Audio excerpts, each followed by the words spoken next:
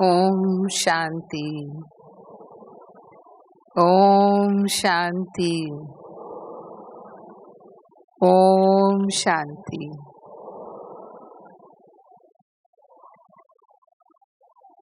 संगम युग बाबा कहते हैं हम बच्चों के लिए पूरे कल्प की कमाई करने का युग है। इसे धर्माओं युग भी कहते हैं। अभी रविवार को हमने मुरली में सुना तो बाबा ने कहा कि पूरे कल्प हमने सारे खाते खाली कर दिए। है ना कि अगर हम कुछ जमा नहीं कर रहे और खाते जा रहे हैं तो खाता खाली हो जाता है। तो तन भी कैसा हो गया, मन भी कैसा हो गया, धन का भी क्या हाल है और संबंधों में भी कैसे हालात हैं कि हम सभी संबंधों में भी एक दो को कांटे लगाने वाले माना दुख देने वाले बन गए। तो अभी मैं उसका पूरा वर्णन नहीं कर रही हूँ, हम सब जानते हैं कि हम क्या बन गए सब खाली करके। तो अब बाबा पुनः हमें विधि बताते हैं कि जितना हम शिव बाबा की श्रीमत के अनुसार श्रेष्ठ कर्म करते हैं, सत्कर्म करते हैं, वो एक का पदम गुना जमा करने वाला है। फिर यहाँ जो हिसाब है जैसे का तैसा नहीं है। नॉर्मली होता है जैसा करेंगे वैसा पाएंगे, जितना करेंगे उतना पाएंगे। लेकिन बाबा जब आते हैं तो इस हिसाब को बदल देते हैं। सिर्फ संगम युग में ये हिसाब बदल जाता है। एक करेंगे और कितना पाएंगे? पदम गुना। कदम में पदम है। तो बाबा इसलिए कहता है ये अविनाशी बैंक है, संगम युग की अविनाशी बैंक है, ये इस समय ही खुलती है। तो दुनिया में कोई भी इतना बड़ा बिजनेसमैन नहीं हो सकता कि वो एक कदम उठाए और पदम कमा ले। हो सकता है ना, किसी की बहुत फैक्ट्री है, मिल है, इंडस्ट्री है, तो एक दिन में कुछ करोड़ कमा लेगा। लेकिन एक कदम उठाए बाबा की याद में और पद्मों की कमाई जमा हो जाए, ऐसा नहीं। तो इसीलिए बाबा हमें कहते हैं रिचेस्ट इन द वर्ल्ड, बड़े से बड़े बिजनेसमैन हम हैं। अब देखने में तो साधारण है ना, साधारण माताएं हैं, साधारण भाई हैं, भगवान भी गरीब निवास कहलाता है। तो अभी तो दुनिया की नजरों में हम क्या हैं, लेकिन बन क्या रहे हैं? पद्मा पदम पते। तो इतना हमें अपनी कमाई का नशा और खुशी होनी चाहिए कि एक जन्म नहीं 21 जन्म तो बाबा की गारंटी है।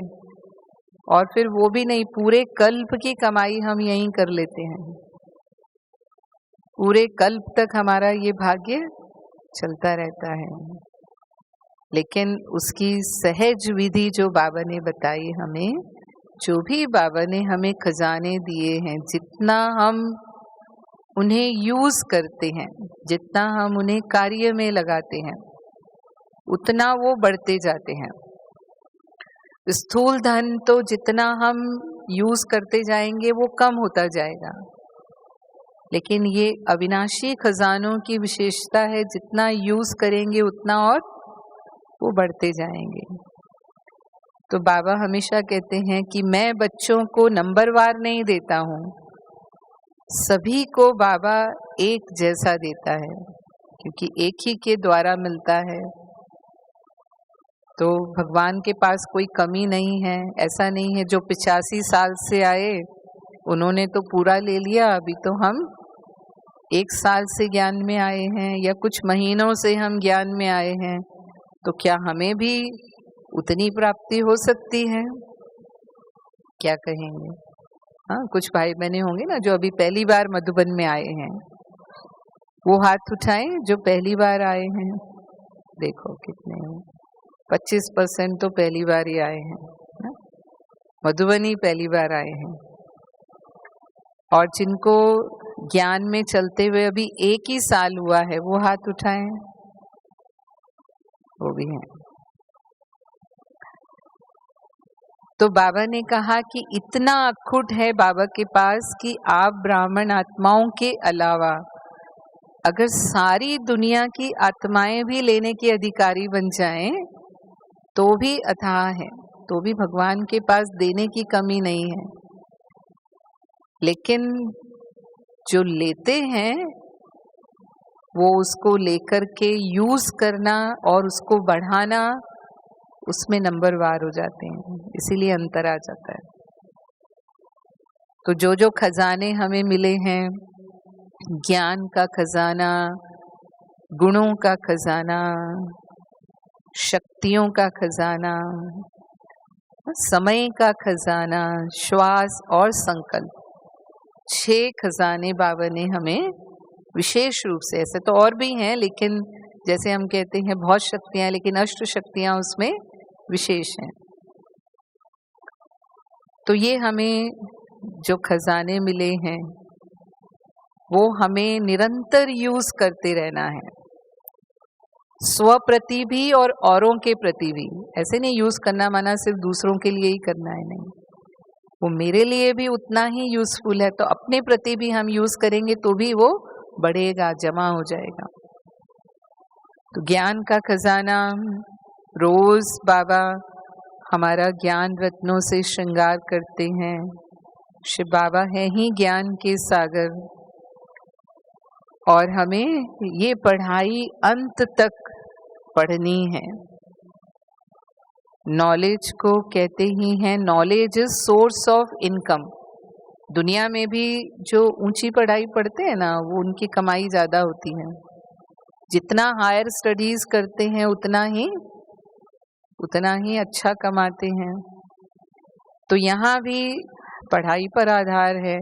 पढ़ते तो हम सब हैं, मुरली तो सभी सुनते हैं, लेकिन एक है मुरली सुनना, मुरली सुना, खुश हुए, ब्राह्मण जीवन का एक नियम है हमारा, एक है वहां तक रह जाते हैं। दूसरे होते हैं मुरली सुना और सुन करके उसका स्वरूप बन गए, माना वही कर्म में आता है। जैसे भोजन को हमने खा लिया, तो भोजन खाना काफी नहीं है, लेकिन भोजन डाइजेस्ट भी होना चाहिए। जब वो भोजन पचेगा तभी वो हमारी शक्ति बनता है, तभी वो हमारा ब्लड बनता है, तभी वो हमारा मांस बनता है, यानी तभी वो यूजफुल होता है हमारे शरीर के लिए। अगर वो पचा नहीं तो ऐसे ही बाहर निकल जाएगा। तो ज्ञान भी जब तक पचा नहीं, मतलब जब तक हमने उसको अपना नहीं बनाया, इसीलिए बाबा कहता है मनन करना। विचार सागर मंथन करने के लिए बाबा हमें क्यों कहते हैं कि जब हम उस पर विचार सागर मंथन करते हैं तब हमारे को सही समय पर सही ज्ञान की पॉइंट यूज होती है और हम विजयी बनते हैं। ज्ञान है ही हमें माया जीत बनाने के लिए। आज मानो प्यूरिटी का पेपर आता है, प्यूरिटी का पेपर माना अब कभी कारों पर हम कैसे विजयी बनेंगे, ये जो ज्ञान के अस्त्र शस्त्र बाबा ने हमें दिए हैं। तो आज की दुनिया है ही तमो प्रधान दुनिया, और मानो आपके पुराने संस्कारवश आपको कहीं दैहिक आकर्षण होता है, और उसी समय जो आत्मा का ज्ञान हमें बाबा ने दिया वो हमने अपनी दृष्टि वृत्ति बना ली। हमने आत्मा की दृष्टि से देखा। बाबा ने कहा मस्तक पर ही नजर जानी चाहिए, मस्तक के सिवाय और कहीं नजर जानी ही नहीं चाहिए। हम तो आत्मा रूप में सब भाई भाई हैं। तो जैसे ही वो भाई भाई की दृष्टि हुई तो आपकी दृष्टि शुद्ध हो गई, और जो माया वार करने वाली थी उस वार से आप बच गए, क्योंकि आपने सही समय पर सही पॉइंट को यूज कर लिया। फिर चाहे वो किसी और आत्मा की आपके प्रति दृष्टि हो या आपकी किसी और के प्रति हो, दोनों हो सकता है। अगर किसी और आत्मा की भी पतित दृष्टि पड़ रही है उसी समय, अगर मैंने अपनी उस दृष्टि को यूज किया बाबा की दुआएं भी उसमें जुड़ जाती हैं, क्योंकि बाबा का दिया हुआ ज्ञान हम अपने स्वरूप में स्थित होकर यूज कर रहे हैं, तो हम विजयी बन जाते हैं। नहीं तो क्या होगा, बाबा कहता है देह को टच किया तो देह सांप की तरह है, और सांप को टच किया तो वो काटता है, और सांप काटेगा तो उसमें विष होता है, और फिर आप उस विष से बच नहीं सकते। तो ये है, हमने समय पर आत्मा का ज्ञान यूज कर लिया। मैं आत्मा आदि अनादि पवित्र स्वरूप हूँ, अपनी पवित्रता के गुण के स्वरूप में स्थित हो गए, तो हमने जमा कर लिया अपना, पास हो गए ना हम। वो परिस्थिति आई, पेपर तो होंगे, बिना पेपर दिए तो पास नहीं होंगे। और ऐसे ही जैसे हम कहते हैं कि जो सैनिक हैं वो अस्त्र शस्त्र का अभ्यास करते हैं, ताकि जब युद्ध हो और दुश्मन उनके सामने आए तो सही निशाना लगे, तो रोज अभ्यास करते हैं, एक दिन भी नहीं चूकते, क्योंकि अगर अभ्यास नहीं करेंगे तो निशाना चूक सकते हैं। आज एक ओलंपिक में गोल्ड मेडल लेने वाला खिलाड़ी है, वो घंटों प्रैक्टिस करता है, साल भर मेहनत करता है, चाहे जो भी खेल खेलना हो उसको, चाहे वो बैडमिंटन खेल रहा है, चाहे वो टेनिस खेल रहा है, चाहे वो वेट लिफ्टिंग का कर रहा है, तो जाकर के वो खेलों के समय अपना बेस्ट प्रदर्शन करके मेडल जीत सकता है। अगर अभ्यास नहीं है तो मेडल तो जितना दूर हो तो क्वालिफाई भी नहीं होगा, गेम्स में खेलने लायक भी नहीं होगा। तो ये भी तो हमारे अस्त्र शस्त्र है ना, ज्ञान के अस्त्र शस्त्रों का रोज हमें अभ्यास करना है। रोज बाबा ने क्या कहा है ना, मेरा स्वरूप क्या है, मेरा कर्तव्य क्या है, बाबा ने मेरी क्या क्या महिमा बताई, मेरे को क्या क्या सम्मान बाबा ने दिए हैं। जो भी बाबा ने हमें स्वधर्म, स्वलक्ष्य, स्वस्वरूप जो भी स्मृति दिलाई है, उसे रोज रोज मुझे स्मृति में लाना है, उसका स्मृति स्वरूप बनना है, तब वो काम करेगा, तब निशाना लगेगा। मानो हम ड्रामा की पॉइंट कहते हैं, हाँ, कोई हो गई अनहोनी हमारे साथ, और हम कहते हैं चलो ड्रामा था, हो गया, जो हुआ सो हुआ, उसमें ही कल्याण था मेरा। ये बाबा ने हमें सिखाया है। तो अगर ये पॉइंट का अभ्यास मुझे पक्का है तो मेरा पॉइंट लग जाएगा, बिंदु लग जाएगा, ड्रामा का बिंदु मैं लगा सकूंगी, और उसके बाद मुझे कोई व्यर्थ संकल्प नहीं चलेगा। ड्रामा में था ना, हुआ नथिंग न्यू, पहले भी बहुत बार पास किया है, अभी भी पास करना ही है। और नहीं तो क्या होगा, अभ्यास नहीं होगा तो ड्रामा ड्रामा बोलते भी रहेंगे और मन से हिलते भी रहेंगे, मन से दुखी भी होंगे, मन से परेशान भी होंगे, थोड़ा बहुत क्यों क्या में भी जाते रहेंगे, क्यों हुआ, ऐसा होना नहीं चाहिए, बाबा का बन गए, अभी बाबा ने भी मदद नहीं की, मतलब प्रश्नों में जाएंगे, फिर फरियाद करेंगे। माना हम ड्रामा की पॉइंट को अभी तक यूज करने की पावर अपने अंदर नहीं ला पाए, ड्रामा पर खड़े होना अभी तक हमें नहीं आया है। तो ज्ञान रत्नों की जो वैल्यू है, बाबा ने कहा एक एक ज्ञान रत्न लाखों रुपए का है, लाखों रुपए की कीमत का है, पर कई बार हम उन्हें साधारण समझ लेते हैं। बाबा तो रोज ही कहते हैं ना, जैसे कहानी आती है कि एक बार एक राजा जो है वो अपने नगर में भ्रमण कर रहा था, वेश बदल कर। पुराने जमाने में ऐसे राजा करते थे, अपनी प्रजा का हाल जानने के लिए, अपने नगर की व्यवस्था को समझने के लिए। तो उसको भूख लगी, थोड़ा प्यास लगी, तो गया, वो एक देखा किसान है, उसका खेत है और वहां उसने अपनी झोंपड़ी बनाई हुई है।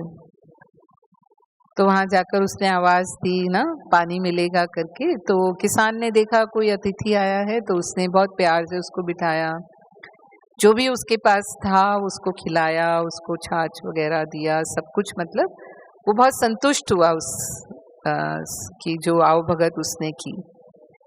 तो राजा ने उसको सारा पूछा खेत के बारे में, क्या कमाई होती है सब, तो उसको समझ में आया कि गरीब है, किसान जो है वो गरीबी की हालत में है। तो उसको रहम आया, राजा था वो तो उसने उसको कहा कि देखो ये तो खेती तुम करते हो, लेकिन इसके साथ साथ पास में ही एक चंदन का वन है मेरा, तो मैं आज से ये तुम्हारे नाम करता हूँ और तुम उससे अच्छी कमाई कर सकते हो। फिर ऐसा करके कह के राजा चला गया।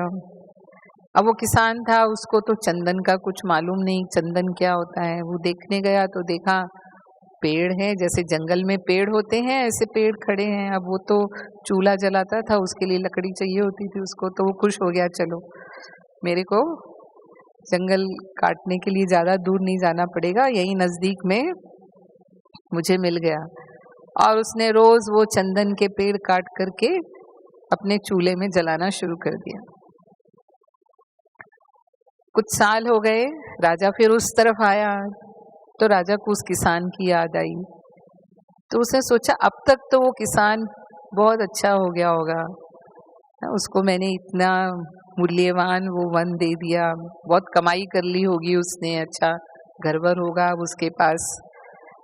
पर आके देखा तो किसान उसी हालत में है। तो राजा ने उसको पूछा कि तुमने उसका क्या किया, तुमको मैंने वन दिया था, चंदन का वन दिया था। तो उसने कहा महाराज वो तो लकड़ी थी ना, मेरे चूल्हे में जलाने के काम आ गई। तो कहा सारा वन पूरा चंदन का वन उसने चूल्हे में जला दिया। तब राजा ने उसको समझाया कि चंदन जो होती है वो लकड़ी कितनी मूल्यवान होती है, उसको तुम बाजार में बेचते तो तुमको कितना धन मिलता, और आज तुम इस हालत में नहीं एक अच्छे अपना जीवन यापन कर रहे होते। तो पर क्योंकि उसको उसकी वैल्यू नहीं मालूम थी, उसने उसका मूल्य नहीं समझा, तो उसको कैसे गंवा दिया, उसको राख बना दिया जला के। तो कई बार हमारी भी ये स्थिति होती है कि बाबा जो हमें इतना ऊंचा ज्ञान दे रहे हैं, इतना श्रेष्ठ बनाने वाला, पुरुषोत्तम बनाने वाला ज्ञान दे रहे हैं, उसकी वैल्यू हम नहीं समझते, उसे साधारण समझ लेते हैं और उसे यूज नहीं करते। बाबा ने कहा ना मुरली में, संडे की मुरली में, कि पुराने संस्कारों को ही हम यूज करते रहते हैं, और जो बाबा ने हमें ईश्वरीय संस्कार दिए हैं उनको लॉकर में रख देते हैं।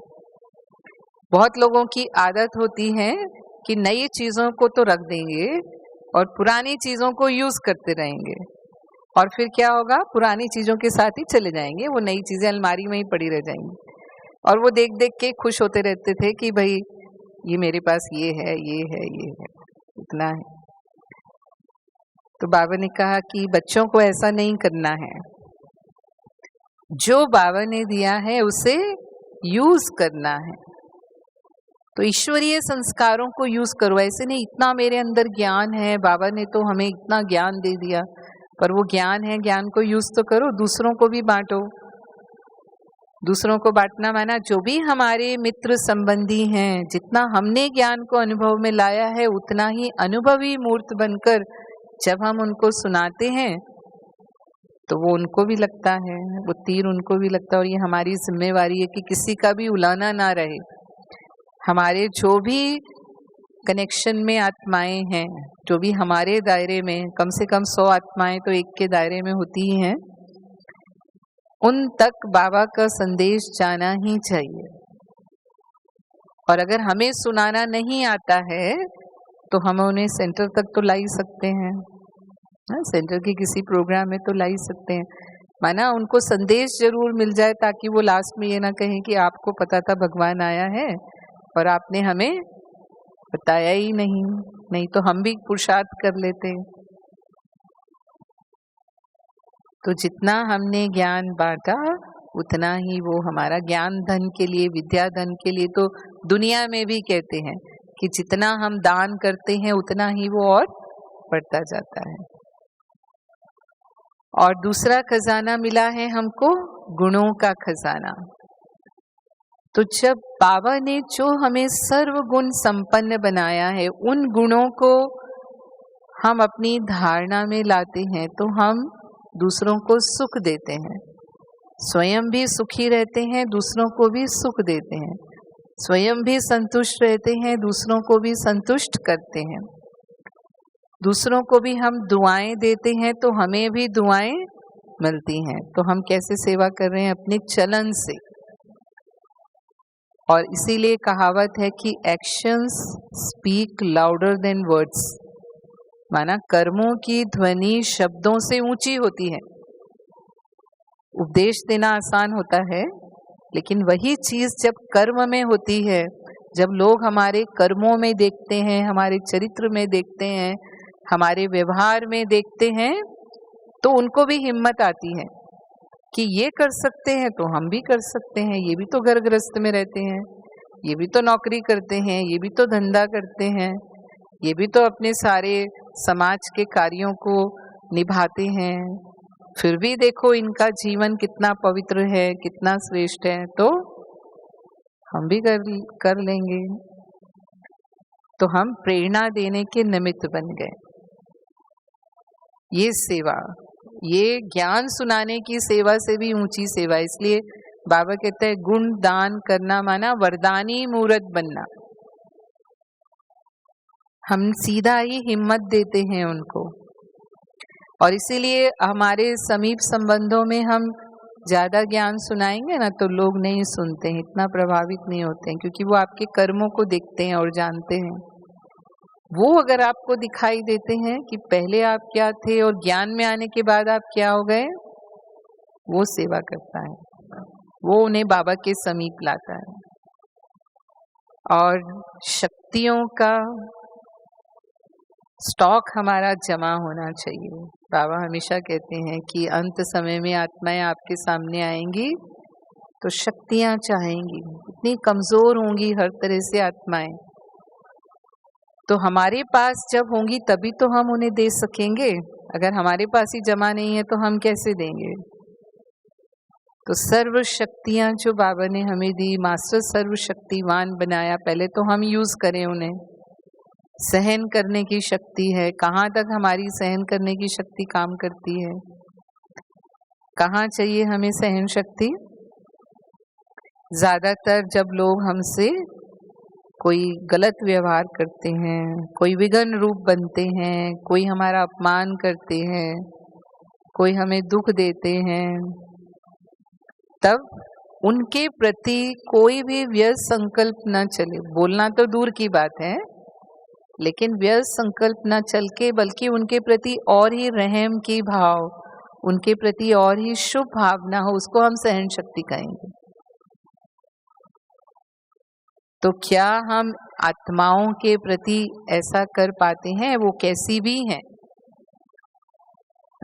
जो कलयुगी आत्माएं हैं, जहाँ भी हम हैं, परिवार में हैं, अपने वर्क प्लेस पर, काम पर हैं हम, तो कोई ना कोई आत्माएं ऐसी होती ही हैं। सब तो नहीं होते, लेकिन कोई ना कोई परीक्षा लेने वाली होती ही हैं, जो आए दिन आपके लिए कोई ना कोई विघन पैदा करती हैं, या कोई ना कोई ऐसा शब्द बोल जाएंगी जो आपकी अवस्था को हिला देगा। तो आप चुप तो रह जाते हैं, लेकिन मन में नेगेटिव शुरू हो जाता है उनके प्रति। फिर सोचते कहाँ तक सहन करेंगे, आखिर इसकी भी तो कोई लिमिट होती है। तो 10 बार तो सहन कर लिया, लेकिन 11वीं बार सब बराबर। तो बाबा क्या कहता है, सहन हम क्यों करते हैं? क्योंकि शिव बाबा की आज्ञा है। बाबा की आज्ञा से हम सहन कर रहे हैं, तो बाबा की दुआएं भी हैं।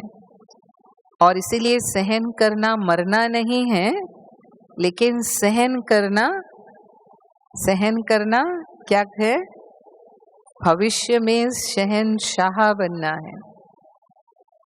सहन करने की शक्ति है तो हम शहंशाह बनने वाली आत्माएं हैं। तो शुरू में हमें धीरज रखना पड़ता है, लेकिन उसके परिणाम बहुत सुंदर होते हैं। जैसे आज की मुरली में भी बाबा ने कहा ना, बंधन वाली आत्माएं हैं, धीरज धरो, और वो धीरज कैसे धरो, क्या करो, जो आगे आने वाले समय में सारे बंधन कट जाएंगे। फिर सहन करने के साथ समाना भी है। अब हम किसी के आगे सहन तो कर लेते हैं, कई बार मजबूरी से भी कर लेते हैं, हाँ, लेकिन और दूसरे 2-4 लोग हैं उनके सामने हम बोल सकते हैं, तो अपने सहन करने को हम बड़ा चढ़ाकर बताते हैं, आपको पता नहीं मैं कितना सहन करती हूँ, हाँ, यह करता हूँ। और फिर हमने वो वर्णन किया तो वो हमने 4 को सुनाया, वो और आगे 4 क्या मल्टीप्लाई करके सुनाएंगे। तो बाबा कहता है सहन किया वो तो कमाल किया, लेकिन उसे समाया नहीं, वर्णन करके उस कमाल को धमाल में बदल दिया। तो हमने जमा किया या गंवाया? हमारा कुछ भी फिर, हाँ, वैसे हम खुश हो रहे हैं हमने सहन कर लिया देखो, लेकिन वो गंवा दिया हमने। सही समय पर सही शक्ति काम करे, वो भी परखने की शक्ति भी चाहिए कि कौन सी शक्ति कौन से समय यूज करनी है। सहन करने की बजाय सामना कर लिया, और सामना करने की बजाय सहन कर लिया। परिस्थितियों का तो हमें सामना करना होता है और व्यक्तियों को हमें सहन करना होता है। कई बार हम उल्टा कर रहे होते हैं, व्यक्तियों का सामना कर रहे होते हैं और परिस्थितियों को सहन कर रहे होते हैं। तो वो परखने की शक्ति काम करे। और फिर परखना माना माया के रॉयल रूपों को परखना। माया आज मोटे रूप में तो हम सब जानते हैं ये माया है, लेकिन माया सूक्ष्म रूप में आती है, वो भी रूप बदल बदल कर आती है। उनको पता है, हाँ, कि अब मुझे इस रूप में पहचान जाएंगे। जैसे रावण को सीता हरण करना था तो उसने कितने रूप बनाए। सबसे पहले उसने उसको भेजा, मरीच को भेजा, वो स्वर्ण हिरण का रूप लेकर गया। तो सीता उसे नहीं पहचान पाई कि ये स्वर्ण हिरण है या कोई मायावी है।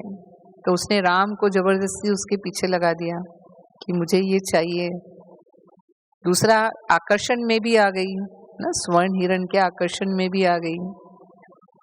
फिर राम ने उसको मारा तो उसने राम जैसी आवाज निकाल दी, तो उसको भी नहीं पहचान पाई कि असल में राम की आवाज है या वो राक्षस की आवाज है।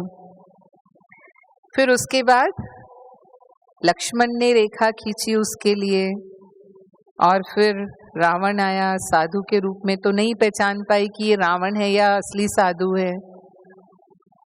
और फिर वो लक्ष्मण रेखा का भी उल्लंघन किया, तो आखिर कहाँ चली गई? राम से उसका वियोग हो गया और रावण की जेल में चली गई। तो यहाँ भी माया जब सूक्ष्म रूपों में आती है, तो आज मानो काम विकार के मोटे रूप को तो हम जानते हैं, लेकिन उसका सूक्ष्म रूप है लगाव, झुकाव, फैमिलियरिटी, प्रभाव में आना, या किसी के गुणों से प्रभावित होना, किसी के ज्ञान से, किसी के योग से, किसी की पालना से, किसी की विशेषता से, कला से, व्यक्तित्व से, ना? हर एक के अंदर कोई ना कोई ऐसी विशेषता तो होती है, और बाबा के बच्चों में भी सभी में कोई ना कोई ऐसी विशेषता तो है। और हम पहले उसके प्रभाव में आते हैं, फिर झुकाव में आ जाते हैं। प्रभाव से झुकाव होता है, उनसे मिलना अच्छा लगता है, बात करना अच्छा लगता है ना, उनके साथ टाइम स्पेंड करते हैं, फिर धीरे धीरे हम लगाव में आ जाते हैं। तो वो पहले फैमिलियरिटी का रूप लेता, अपनापन, ये ज्यादा अच्छे लगते हैं, ज्यादा अपने लगते हैं, ये ज्यादा मुझे सहयोग देते हैं, ज्यादा स्नेह देते हैं। और फिर कब वो माया के रूप में मेरी बुद्धि को बाबा से दूर कर देगा। बाबा को याद करने बैठेंगे, लगाव की निशानी क्या है? बाबा को याद करने बैठेंगे, बाबा याद नहीं आएगा। कौन याद आएगा?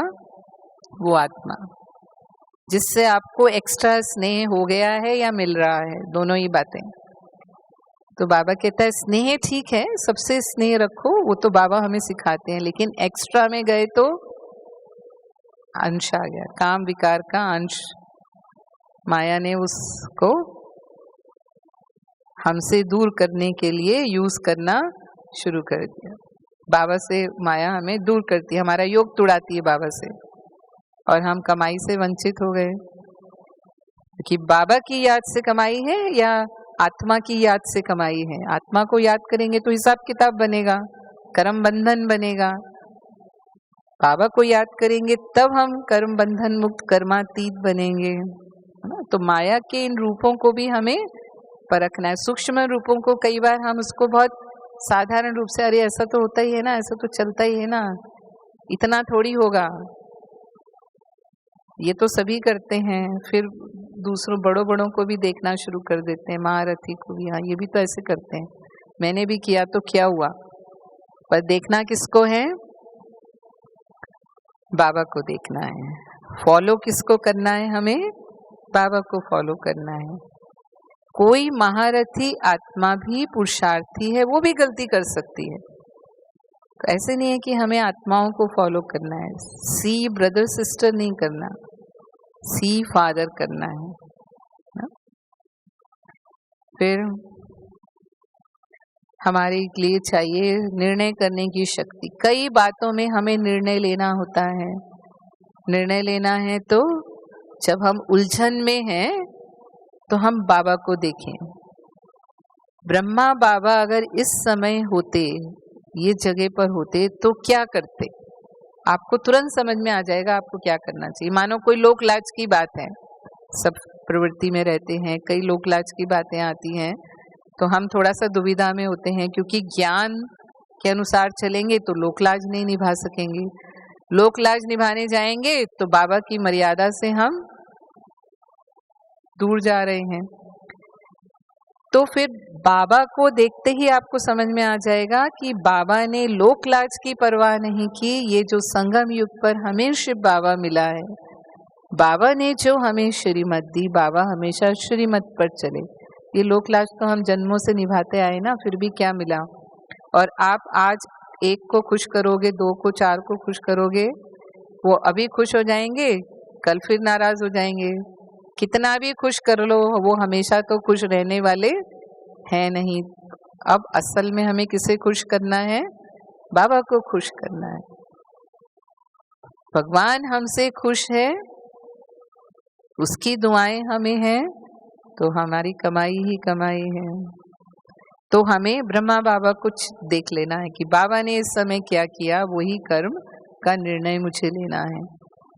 और सामना करने की शक्ति भी हमें कदम कदम पर यूज करनी पड़ती है। अभी जैसे कोरोना जैसी परिस्थिति आ गई दुनिया में, सबने सामना किया, हमने भी किया, लेकिन हमारे सामना करने में और दुनिया के सामना करने में फर्क था,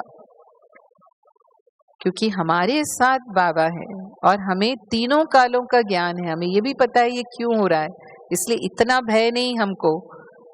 जब हमें पता होता है ना उसके पीछे क्या राज है, तो निश्चित रूप से जैसे डॉक्टर बीमारी के बारे में जानता है तो डॉक्टर को बीमारी का भय नहीं लगता, उसको पता है इस बीमारी का आदि मध्य अंत क्या है ना। एक साधारण व्यक्ति को तो नाम सुनते ही भय हो जाता है, तो ऐसे ही कोरोना का नाम सुनते ही लोगों को भय होता था। और कितने लोग सचमुच बीमारी से नहीं मरे, भय से मरे। लेकिन उस भय से बाबा ने हमें मुक्त रखा, क्योंकि हम त्रिकालदर्शी हैं, पता है कि ये तो होना ही है, अभी दुनिया का अंतिम समय है, कुछ ना कुछ तो ऐसा आता ही रहेगा। और बाबा हमारे साथ है, बाबा हमारे साथ है तो हमारे में वो शक्ति थी। और हमें ये भी पता है अगर चले भी गए, मानो है ना, अगर जाना भी हुआ, अगर इस बीमारी में ही जाना है तो भी हमारा भविष्य उज्जवल है। हम जाएंगे, अच्छे स्थान पर जाएंगे, बाबा हमसे सेवा ही कराएगा, तो भविष्य क्या है वो भी हमें मालूम है। और बहुत गए भी सही, बाबा के बच्चे जो गए सब अच्छे आगे बाबा ने कहा एडवांस पार्टी में खुशी खुशी शरीर छोड़ेंगे तो आगे जाकर नई दुनिया की स्थापना में मददगार बनने वाले हैं। तो उस रीति से हमारी सामना करने की शक्ति बहुत बढ़ जाती है, वो हिम्मत हमारे अंदर रहती है।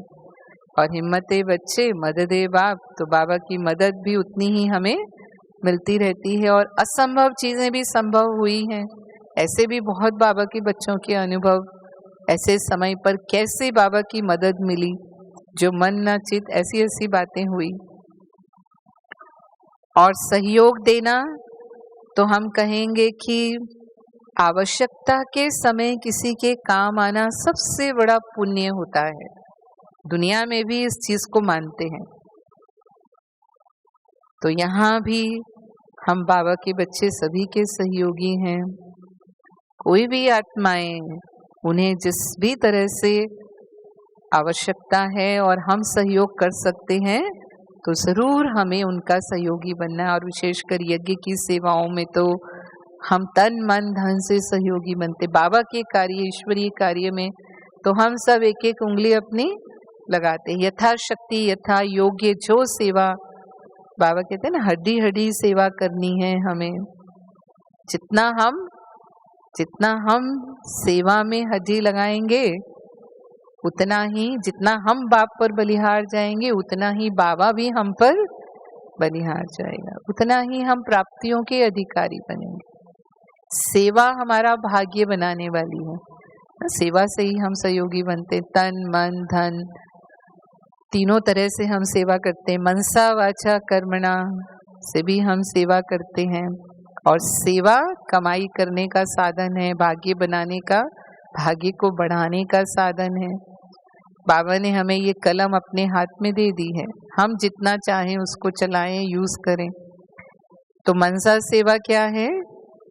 संकल्प की जो शक्ति है हमारी, उस संकल्प की शक्ति को, शुद्ध संकल्प की शक्ति को सबके प्रति कल्याण की भावना के लिए यूज करना, सबके प्रति शुभ भावना देने के लिए यूज करना, या सभी आत्माओं के प्रति सुख शांति के वाइब्रेशन, शक्तियों के वाइब्रेशंस देने के लिए यूज करना। लाइट हाउस हम बने विश्व की आत्माओं के लिए। ये मनसा से बाबा कहता है सेवा आप करते रहो। फिर चाहे आप स्थूल काम करते हो, चाहे आप वाचा सेवा करते हो, उसमें भी मनसा को ऐड करो। डबल सेवा करेंगे तो डबल कमाई होगी। एक समय में सिंगल सेवा मत करो, डबल सेवा करो। जैसे आज बाबा ने कहा कि काम करते हुए, खाना बनाते हुए भी क्या करो? क्या बोला बाबा ने? माताएं खाना बनाती हैं तो खाना बनाते हुए भी क्या करो? बाबा को याद करो। तो बाबा की याद में कहा, पति बच्चों की याद में खाना बनाते हैं। तो ये कौन है? पतियों का पति है। तो जब इनकी याद में खाना बनाएंगे तो वो खाना हमारा साधारण भोजन नहीं, ब्रह्मा भोजन हो जाता है। और कमाई भी, याद की कमाई भी जमा कर ली हमने काम के साथ साथ। तो ऐसे घर में रहते हुए भी हम सेवा कर सकते हैं। जरूरी नहीं है अभी सेंटर पर हम प्रोग्राम प्रमाण सेवा करते हैं। जब भी सेवा का प्रोग्राम मिलता है तब, चाहे वो स्थूल सेवा हो, सूक्ष्म सेवा हो, जो भी, वो हम करते हैं। लेकिन अगर वो चांस नहीं है तो भी घर में रहते हुए भी अगर हम उसे बाबा की दी हुई श्रीमत के अनुसार अपनी स्मृति वृत्ति रखते हुए कार्य करते हैं तो वो भी सेवा हो जाती है। तो हम निरंतर सेवाधारी हैं। जैसे कहा निरंतर योगी हैं, योगी जीवन है हमारा, योगी जीवन वाले हैं। ऐसे ही हम निरंतर सेवाधारी भी हैं। अब वाचा सेवा है तो हमारी वाचा कैसी होनी चाहिए? जब भी हम किससे मिलते हैं तो जितना हमारी वाणी दूसरों को सुख देने वाली होगी, उनका उमंग उत्साह बढ़ाने वाली होगी, उनको आगे बढ़ाने वाली, हिम्मत देने वाली, उनमें आशा का संचार करने वाली, जो भी हम कहें, मतलब उनका किसी भी तरह से विकास हो, जो हम उन्हें कहते हैं। जैसे बाबा मम्मा बोलते थे तो बच्चों के लिए वो वरदान बन जाते थे बोल, माना इतना उनको लग जाते थे कि उनका जीवन ही बदल जाता था।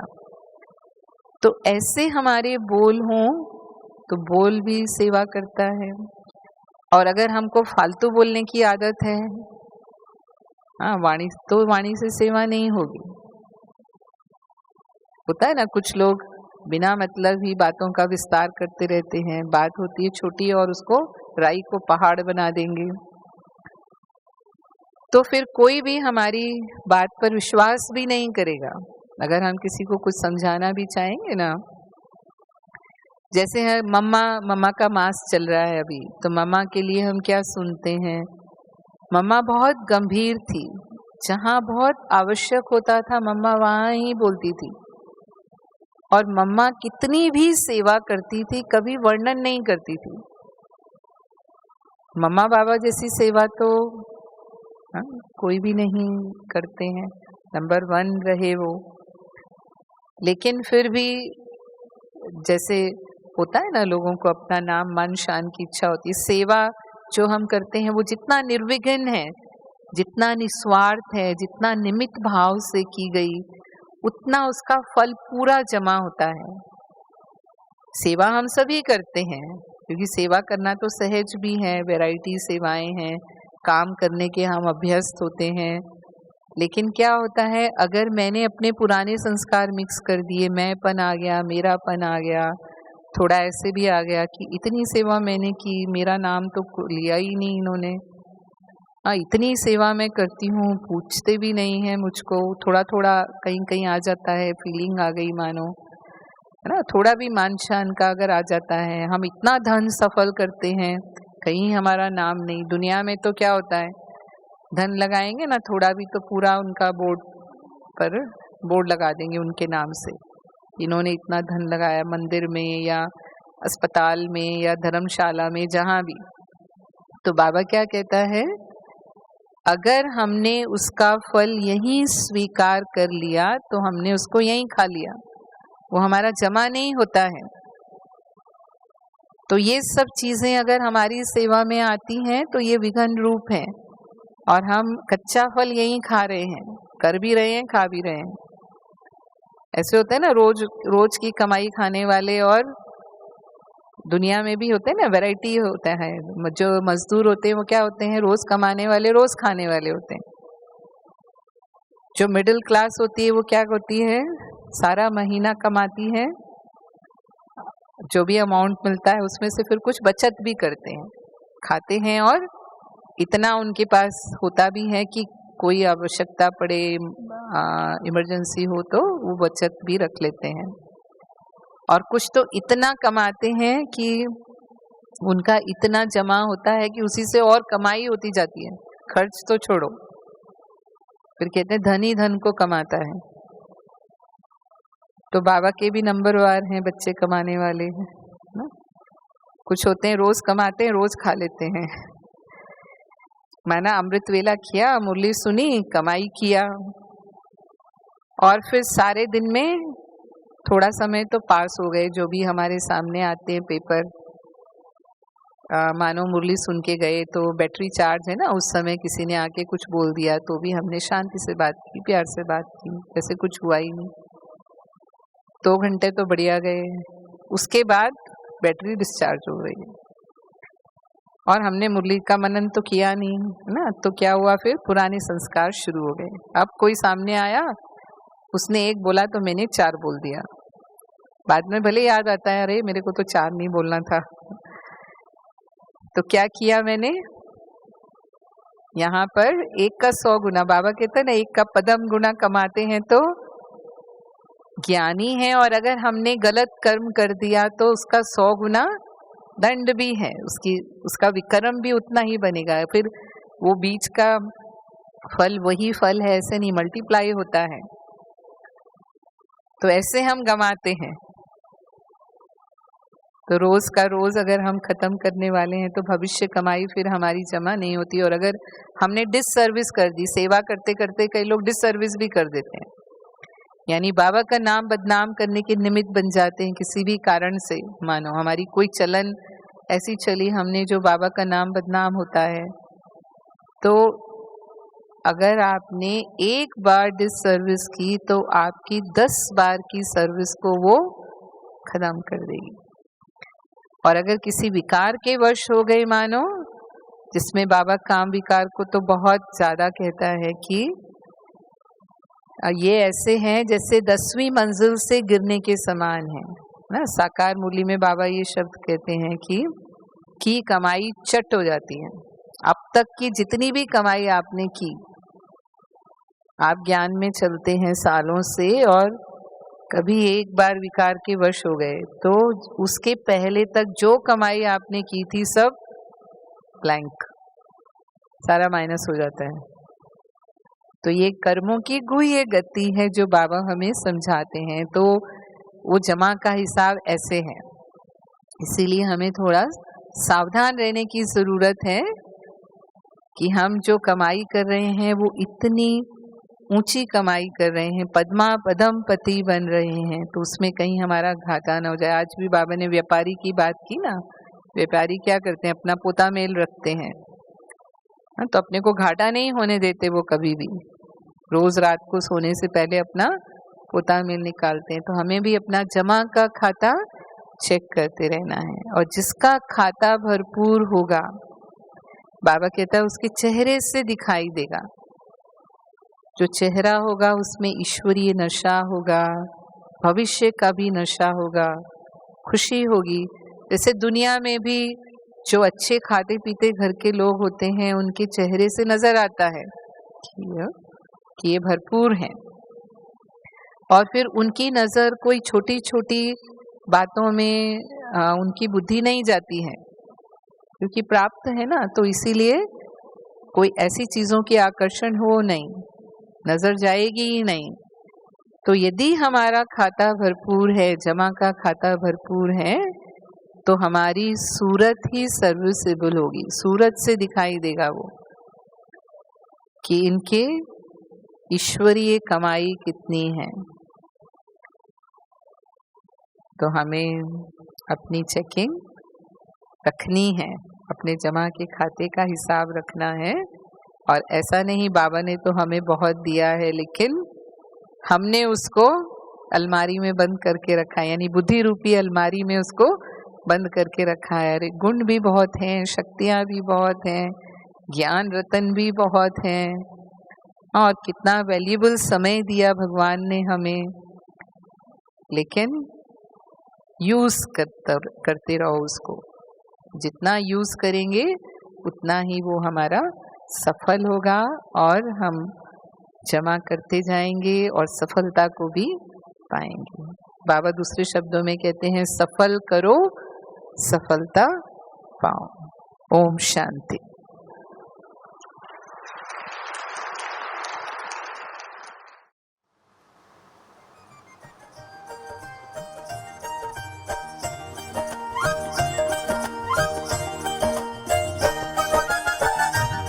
चले प्यार देते चले, प्यार प्रभु का लुटाते चले, देते चले प्यार देते चले, प्यार प्रभु का लुटाते चले।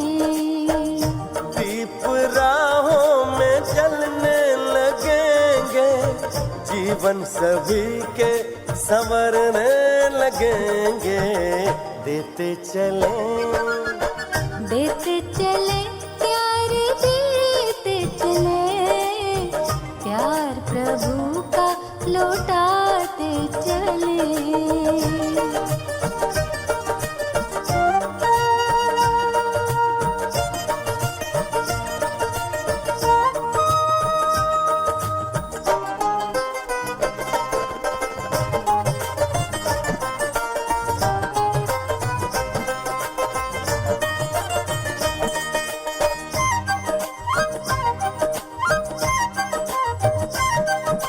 निर्मल सी मुस्कानों से जग शीतल हो जाएगा, स्नेह भरे दो बोलों से पत्थर पानी हो जाएगा। निर्मल सी मुस्कानों से जग शीतल हो जाएगा, स्नेह भरे दो बोलों से पत्थर पानी हो जाएगा। ईश्वर की पहचान बने, प्यार प्रभु का लुटाते चले।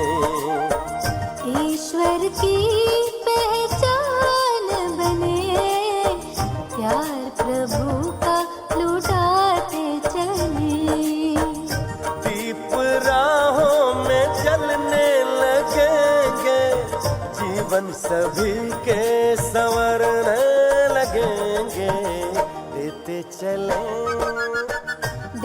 चले प्यार देते चले, प्यार प्रभु